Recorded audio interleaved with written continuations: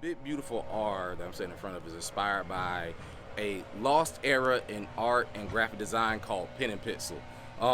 It's essentially when Photoshop first reached the outskirts of the hood, and artists like Juvenile and Trick Daddy and Master P were all putting out these really, really like gaudy, ostentatiously wealthy album covers and stuff, right? So they will blow themselves up to like these huge sizes and like these really wild angles, and then everything that they were surrounded by was like gold, platinum, chromed out, lens flares everywhere. Like fire and flames rained out all around them. It's just like a really, really gaudy era in art, and for me, that was like my first introduction into graphic design. That was my first introduction into digital art, and that was like my first time as a teenager just sort of like having like the free range and the ability to create whatever I wanted with very limited resources, because at the time, everybody was bootlegging Photoshop. So, if you had Napster or Kazaa LimeWire, you downloaded that program and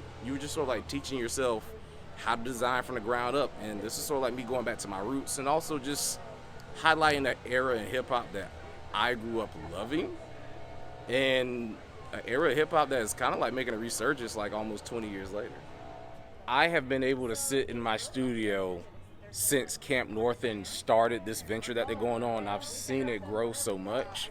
I've seen changes happen in the community and stuff, and I can only hope to see that like my being here and the seeds that we've planted kind of like help to grow this space into like a healthier living area, right? Hopefully we foster creativity and unity and humanity and all the things that have been missing in 2020. I hope they come into fruition in 2021, but it's crazy being able to watch the world grow around you from your doorstep. From this collaboration, and one of the things I'm seeing that Camp North End is doing right is they're actually allowing the people of Charlotte to dictate the culture of Charlotte on its property. If you go to any major city, metropolitan area, you can kind of like read the culture that exists within that city through their public arts, right? Charlotte, I don't want to say they're the most conservative place because they're not, but there's a conservative air about how they go about things, right? Very stuffy, business-like, and the idea that slate gray walls of gentrification are going to attract more people to your city, or at least increase the value of your city, is a little short-sighted and ignorant, right?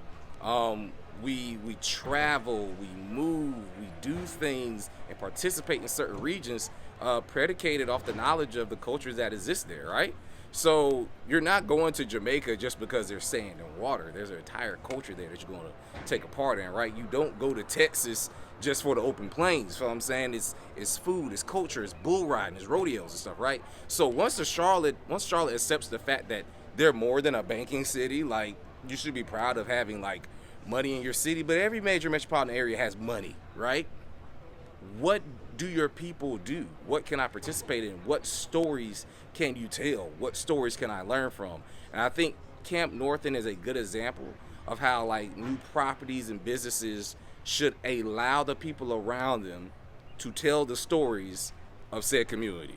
And I just think it's kind of dope that Camp North End was the first property to let an actual hip-hop mural containing the actual word Charlotte in it on their property. So good job, guys. Kudos.